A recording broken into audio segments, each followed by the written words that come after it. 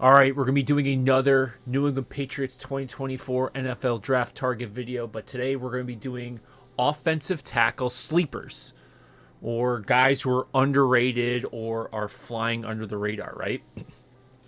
Now, the Patriots' offensive line was a serious issue this last year, both in terms of play and depth. Plus, their coach was out for the majority of the season. It is obvious that addressing the offensive line is priority 1 or at least priority 2 in this offseason. Yes, we just drafted 2 guards and a center, and we also have Strange. We also have Jake Andrews in there. David Andrews should be back, I believe. Yes. And we still have McDermott around, apparently. There's also Calvin Anderson under contract. Vederian Lowe is still here. But we're most likely losing Trent Brown and even possibly Onwenu. I don't know about what's going on with Reif or Wheatley, so we are unsure of what's really going on there, and also who's going to be coaching them. But I think there needs to be a serious attempt to address the tackle positions, leaving no doubt that we have plenty of talent there for the future. I am a firm believer in drafting a left and right tackle in this draft. But I don't know if that will be like a day 1 and then a day 2 pick, or is it possibly 2 day 2 picks? Maybe it's a day 2 and a day 3. Maybe it's 2 day 3s. Whatever it is, it has to work this year. But we need to keep an eye on some of these guys who are flying under the radar that could be great value picks on day 3 and possibly UDFA. Thankfully, this draft class is incredibly deep with the offensive tackle position compared to the last 5 drafts. These guys could add additional depth and possibly allow the Patriots to devote some of their draft capital to other positions, which is needed. First, let's go over some of my other tackles that I've previously covered. Now, my top guys are obviously going to be Joe Alt and Olufushanu. Both really solid left tackles. Probably some of your best left tackle prospects in at least 5 years, maybe even further out. At right, we got J.C. Latham, who I really like. I like Fuaga from Oregon State. And then there's also Amarius Mims, who's a beast right tackle from Georgia. And of course, there's Morgan from Arizona, who's just been steadily climbing up. Again, one of your better technical tackles in the whole draft. Now, second rounders, things are starting to get really interesting there. Guys climbing up out of the third now that as they go through these all-star games, and as the media really starts to talk with some of these scouting guys, you can start to hear Kieran Emegagaji from Yale. Looks like he's going to be a second rounder. One of my favorite guys that I think is a fringe first rounder, Kingsley Suatamatia. Patrick Paul, again, kind of a fringe first rounder. Graham Barton, again, towards the top of the second, fringe first rounder. And there's also Tyler Guyton, right? Those are solid second rounders. There's a whole bunch of other names that I've covered that are no longer sleepers. You got Tyler Guyton, who's impressed. Christian Jones is kind of shot up. Could possibly be a third rounder this year. Ethan Driscoll has been uncovered. And Javon Foster, who, if you looked at a lot of these big boards that people are posting online, he was like in 150s and the 200s even, and is steadily climbing up. I think he could be an early day 3 pick now.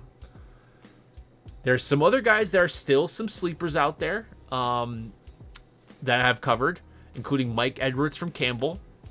Now, another tackle that you could consider, who's not really listed as a tackle, is Cooper Beebe from Kansas State, one of my favorite guys in the whole draft. He's listed as guard, but he has plenty of reps at both left and right tackle. So there's options out there this year. But let's now turn to these sleepers, guys that you probably haven't heard of, right? And as we get closer to the pre-draft process, you'll probably start hearing about these guys climbing up the boards. The scouts have had their eyes on them, I'm sure. But now the media's starting to realize how good and how deep this offensive tackle class is. All right, first, Matt Goncalves from Pittsburgh. He's 6'6", 330. Did not play a lot this season because of an injury. But he has extensive experience at both left and right tackle. He's very big. He's got a thick build for a tackle and has a tough nature and good awareness. He's relatively sound from a technical perspective. He blasts out of his stance for his size, and he can really fold an edge. He's that really big body mover that anybody can run behind when you need to get that tough yardage. He's got good leg drive, and he sustains through the whistle. He's got enough athleticism to get to second level, and he can disrupt linebackers. He's got good accuracy with his hands, and he regenerates for separation after contact. Takes a step back to create real estate, and he resets. It's great. Now, his anchor is also solid, and he displays good assignment awareness. Negative, lateral agility. Just doesn't seem to be really great side to side when he's squared up at the line, and he may struggle to handle speed rushers at the pro level. Moreover, he can be just a shover rather than use his vice grip lock. Prior to the season, I thought he was going to be a day 2 guy, but I do see him going early day 3 with his current injury. Next, we have Blake Fisher, right tackle from Notre Dame, 6'6", 315. This guy's got crazy arm length for his height. This guy's got really long arms, really heavy hands, got a lot of pop. He is quick and has the burst to reach to his assignments. Probably one of the best run blockers in the whole entire draft. He works with lots of different concepts. He's great with double teams as well as angled drive blocks.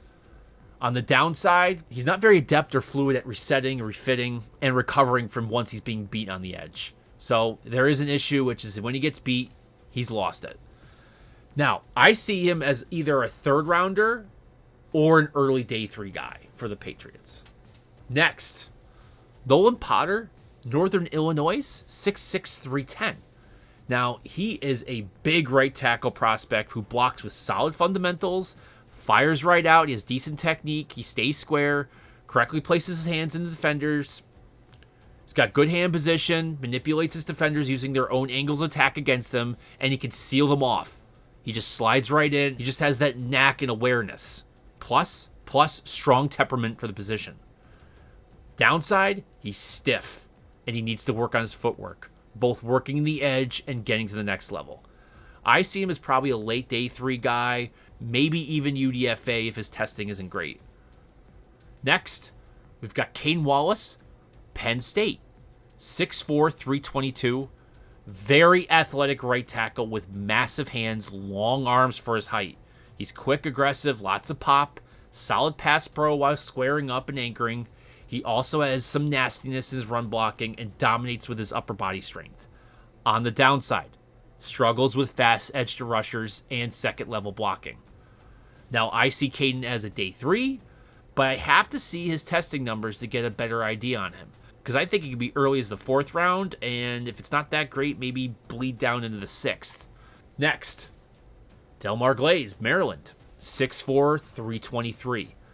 Now, solid left tackle, but he's played some right as well in multiple run schemes. Glaze has got the build, he's got solid length for his height, and acceptable athletic ability. Plays with good balance, got strong hand placement to create rapid leverage on defenders, not a problem. Good angle drive blocks, good double teams, has the core strength to steer defenders off their spot. No major red flags. His pass pro is solid, but he seems to be a little bit late coming out of his stance time to time. And he's just not very twitchy. And this also leads to him being beat on second moves or counters. Now, I have Delmar as a late day 3 guy for the Patriots if they want to go after him. Next, Walter Rouse, Oklahoma, 6'6", 320. Another guy that I had in like that 100 to like 150 range for a long time. And when I look around, for some reason, he would barely be on anybody's board in the top 300. Yet, this guy's incredibly long for left tackle. He has an estimated 87-inch wingspan and 35-inch arms, and he's playing at Oklahoma. He's got good stats. He's got decent tape. He has over 50 starts at left tackle in his career. Rouse is a stable pass protector with spotless footwork. He's got range in his pass sets and excellent hands. On the downside, he doesn't appear to be extremely powerful. I get that. But listening to his interviews and doing some detective work on this guy tells me he's capable of working at the NFL. My biggest concern is that horsepower. I hope his combine and pro day can reveal some numbers that can be worked onto the field. I see Walter as a day 3 guy for me, but he could be anywhere from rounds 4 to 7. Again, his final efforts in the pre-draft process will be critical. Next, one of my favorite strong side right tackle maulers, Jeremy Flax from Kentucky. 6'6", 360. He is a massive tackle with a huge wingspan that can be combined with his athleticism that gives him a great basis to build on becoming a reliable starting offensive tackle in the NFL in his future. Flax is solid both in the run game and in pass protection. His overall size and wingspan play a positive part in his pass protection. He makes it look easy against most edge rusher and absolutely punishes them. Just that big, nasty right tackle we are all looking for.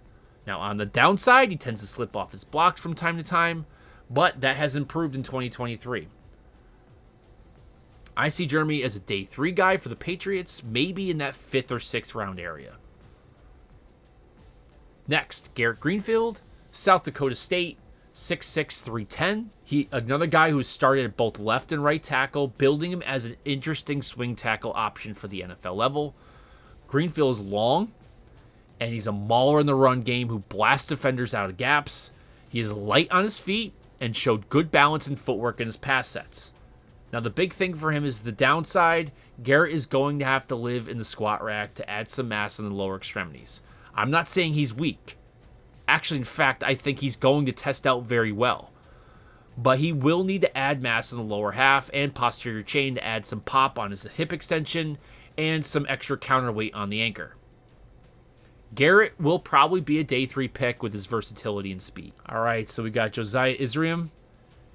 I had him really early on my watch list, and I tried to pick up as many games as possible. He's from Eastern Kentucky, 6'5", 324.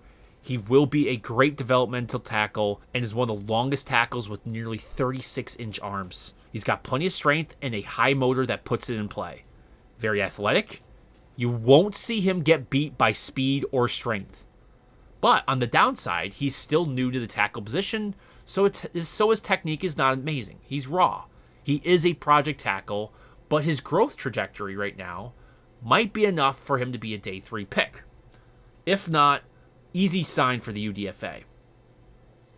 All right, next. One of my favorite developmental tackles in the entire draft, Anim Dankwah, Howard, 6'8", 375. I've heard he's gone down in the 360s, though. Dankwah is the largest tackle prospect in this entire class. He is mammoth.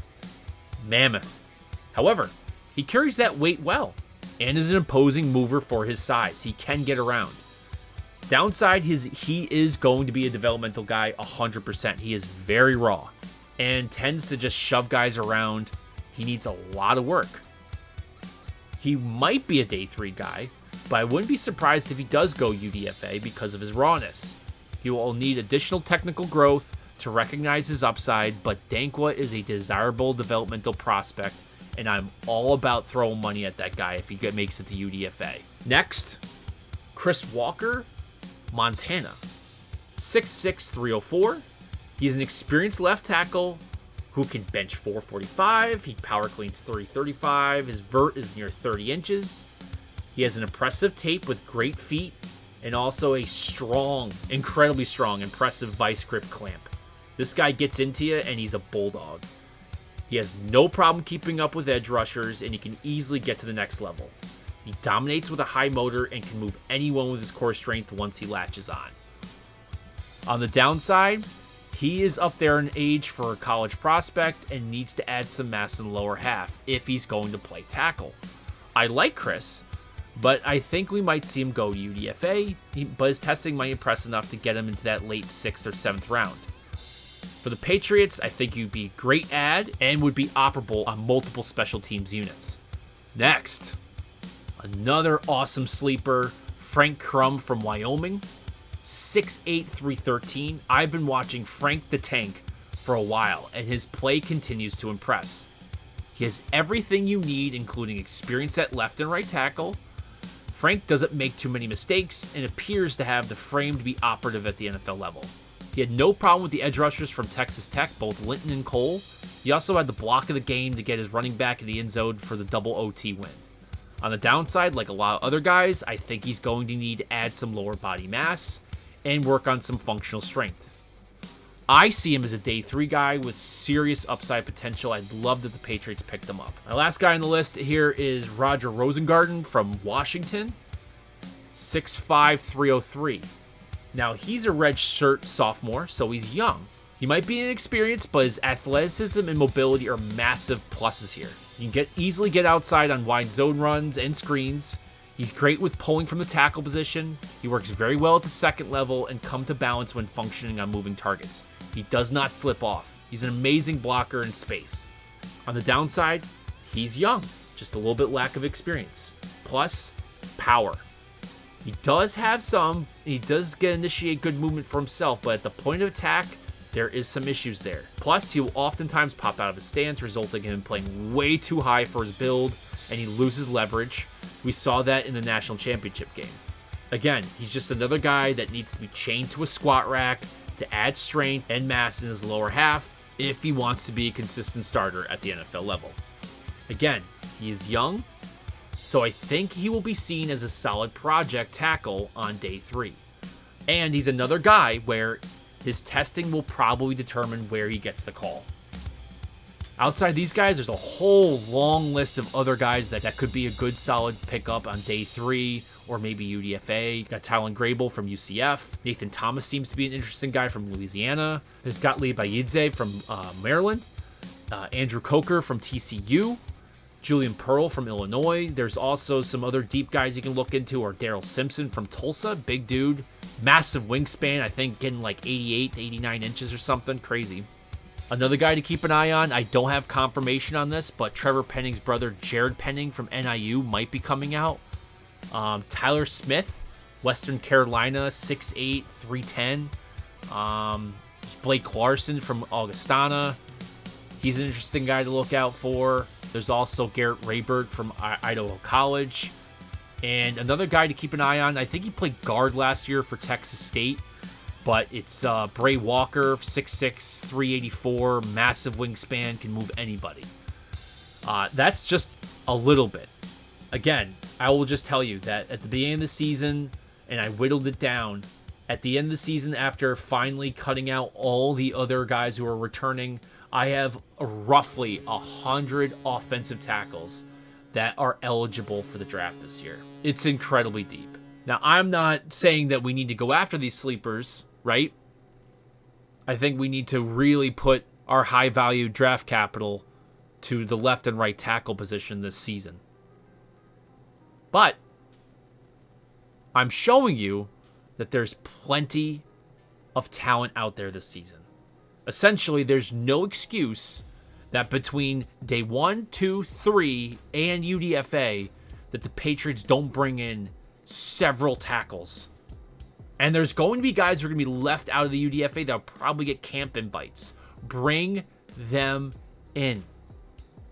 Get them in the door, evaluate, make sure that there's no problems on the offensive line.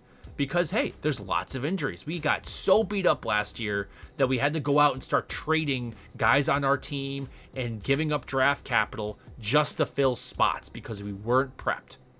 And the guys that we brought in were beat up. It's time to bring in fresh, young athletes to develop a core offensive line. That means having depth on your 53-man roster there and also on the practice squad. No excuses this year not to have multiple offensive tackles coming in, guards, even centers. No excuses this year. It's depth all the way through. Anyway, I hope you guys found this useful. If you guys like this content, please like and subscribe. And as always, thanks for watching.